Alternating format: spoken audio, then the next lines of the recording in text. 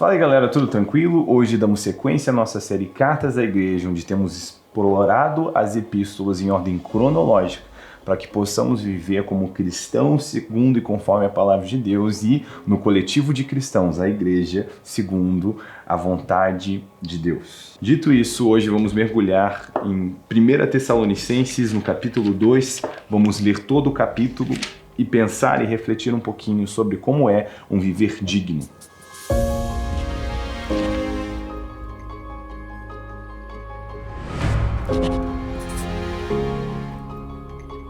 Então, capítulo 2, começando do versículo 1. Irmãos, vós mesmos sabeis que não foi em vão que vos visitamos, mas, como sabeis, apesar dos sofrimentos e dos maus tratos que padecemos em Filipos, nosso Deus nos deu ânimo para vos anunciar seu evangelho em meio a grandes dificuldades. Porque nossa exortação não procede do erro, nem de motivação desonesta, nem é feita para vos enganar, mas assim como fomos aprovados por Deus para que o evangelho nos fosse confiado, assim falamos, não para agradar a homens, mas a Deus, que testa o nosso coração. Então eu já quero chamar a sua atenção aqui, muito interessante esse porém, não para agradar a homens, mas para agradar a Deus. Paulo vem dizendo de toda a dificuldade que eles sofreram antes mesmo de chegar para pregar em Tessalônica, e que mesmo anunciando a eles estão sofrendo dificuldade, e que a motivação deles não é desonesta, eles têm um amor legítimo pelos tessalonicenses, porque existe um tipo de amor que só o cristão é capaz de exercer, pelo menos deveria ser assim, porque nós entendemos o quanto fomos amados por Cristo e quanto devemos amor a todos e desejamos trazer todos para o evangelho do reino de Cristo Jesus, para que eles possam também experimentar o doce livramento que nós temos em Cristo. Isso a gente não faz para agradar a homens, mas para agradar a Deus. Deus é testemunha de que nunca usamos de bajulação, como sabeis, nem agimos com intenção gananciosa, nem buscamos honrarias humanas da parte de vós ou de outros, embora como apóstolos de Cristo pudéssemos exigir isso da vossa parte. Pelo contrário, fomos bondosos entre vós, como a mãe que acaricia os próprios filhos. Assim, devido ao grande afeto por vós, estávamos preparados a dar-vos de boa vontade não somente o evangelho de Deus, mas também a própria vida, visto que vos tornaste muito amados para nós. É isso, esse é o coração de quem anuncia o evangelho, e tem que ser a nossa disposição, não somente de dar livremente, gratuitamente, sem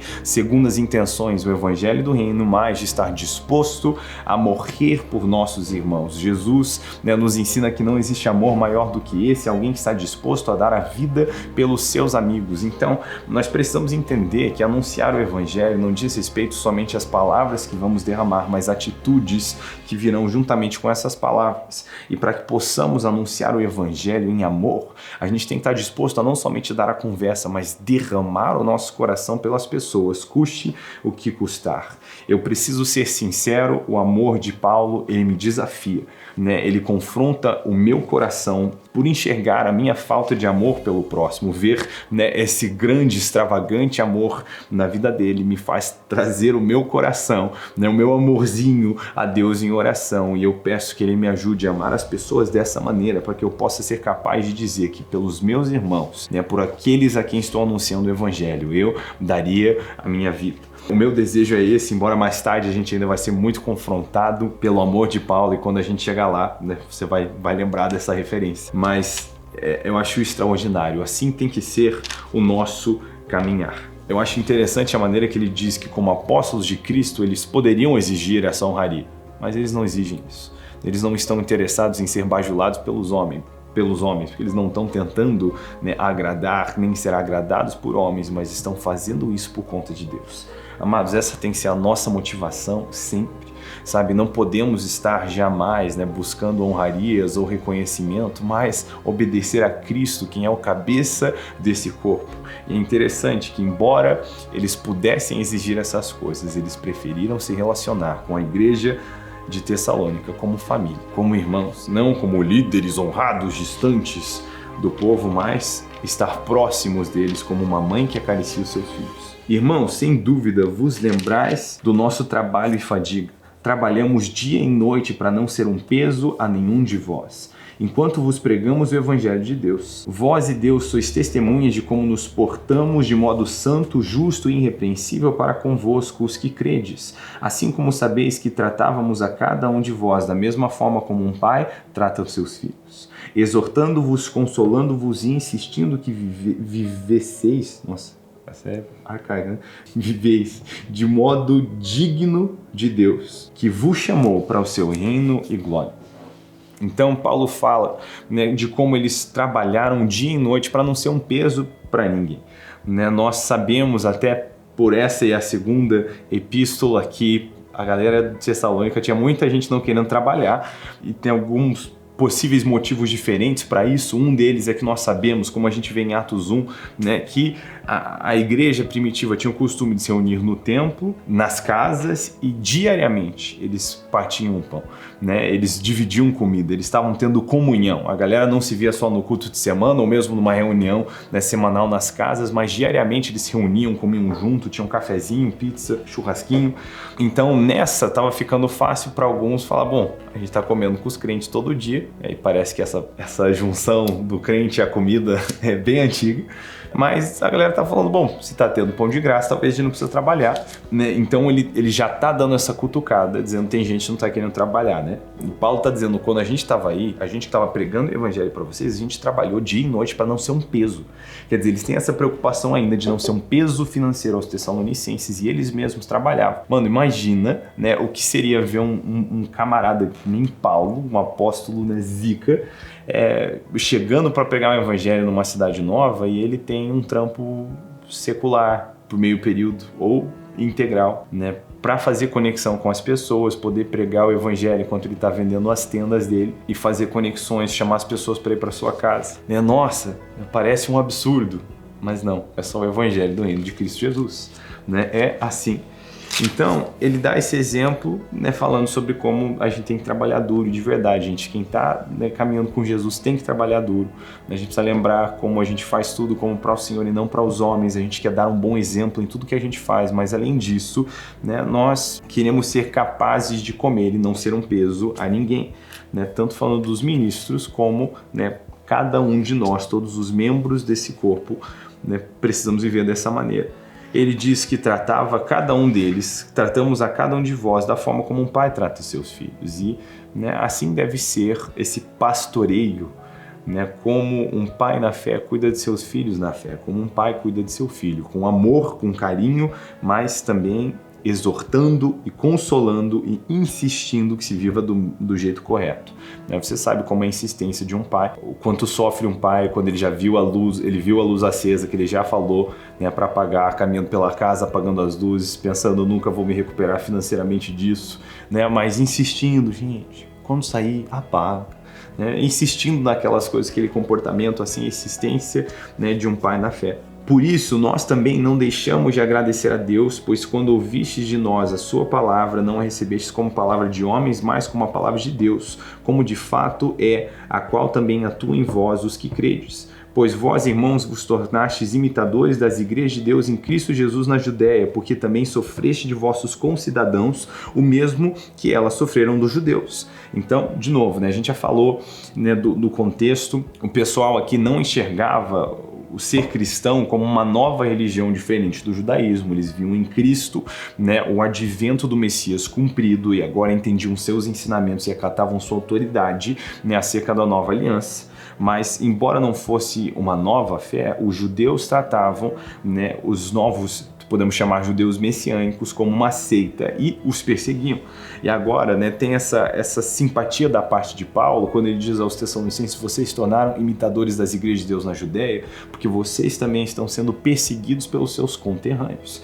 Hoje, a gente olhando para o que é o Brasil, ou mesmo os poucos, né, que acompanham de fora, a maioria de nós não sabe o que é essa oposição, né, cultural quando você é perseguido de maneira física. Né? Alguns de nós entendemos o que é ser olhado torto, né? Alguém fazer uma piada, um comentário maldoso na faculdade, mas nós não sabemos o que é ser perseguidos pelo Evangelho de Cristo. E Paulo agora, ele está, né, dizendo aos Tessalonicenses: olha, vocês estão sendo perseguidos pelos seus conterrâneos como seus irmãos na Judéia, eles partilham desse sofrimento. Estes mataram o Senhor Jesus, bem como os profetas, e nos perseguiram. Eles não agradam a Deus, são inimigos de todos os homens e nos impedem de pregar aos gentios para que sejam salvos, e desse modo aumentam sempre a medida dos seus pecados. Mas por fim, a ira lhes sobreveio. Então Paulo está falando dessa parte da atitude, né, daqueles que estão se opondo ao Evangelho, né, aqueles que estão se opondo à pregação de boas novas, e é de partir o coração. Sabemos o quanto Paulo amava os seus conterrâneos, ele mesmo também estava disposto a dar a vida, né, por cada um deles. Então, né, não é de um lugar de desprezo, mas de lamentar o que está acontecendo, né, que seus conterrâneos judeus se opõem ao Evangelho do Reino de Cristo Jesus. Mas agora os gregos de Tessalônica estão experimentando o mesmo. Eles estão sendo fisicamente perseguidos, né, culturalmente desacatados por sua posição no Evangelho do Reino de Cristo Jesus. Mas nisso tudo, os tessalonicenses estão firmes. A grande lição que eu tiro disso aqui, né, não só olhando para o comportamento de Paulo ou dos líderes na fé para com os tessalonicenses, mas da postura da igreja, é que nós devemos ser firmes no Evangelho do Reino. Nós precisamos ter uma fé constante, mesmo, né, se houver perseguição ou sofrimento. Como eu mencionei mais cedo, nós não sabemos o que é ser perseguido pelo nome do Senhor Jesus, o que é perder parentes, né, cônjuge, seus filhos, né, ter seus conterrâneos tomarem a vida daqueles que são próximos de você, como,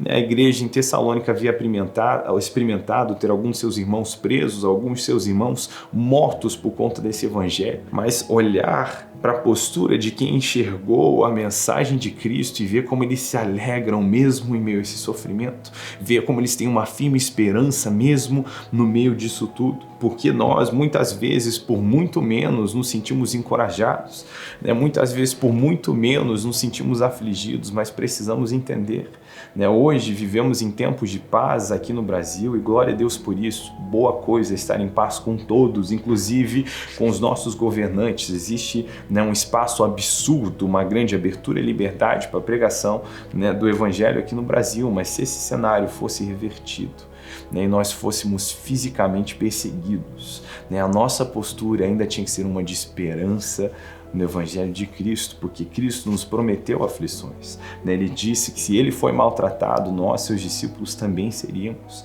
Então, se isso de fato acontecesse, né, viesse a acontecer, ou quando vier a acontecer, nossa disposição ainda precisa ser a mesma, sabe? Precisamos anunciar o Evangelho com ousadia, né? Precisamos fazer isso com insistência, mas precisamos perseverar na fé. E eu quero deixar aqui essa reflexão: o quão firme você está no Evangelho do nosso Senhor, que se a coisa ficasse feia, né, se houvesse perseguição, né, no dia seguinte, né, o quão perseverante você seria nesse Evangelho, porque a disposição de cada um de nós deveria ser de viver e morrer pelo Evangelho de Cristo Jesus. Mas talvez você não vai estar disposto a morrer por esse Evangelho se você não encontrou nem mesmo a disposição de viver por ele. Então, para que esperar perseguição para viver radicalmente pelo Evangelho?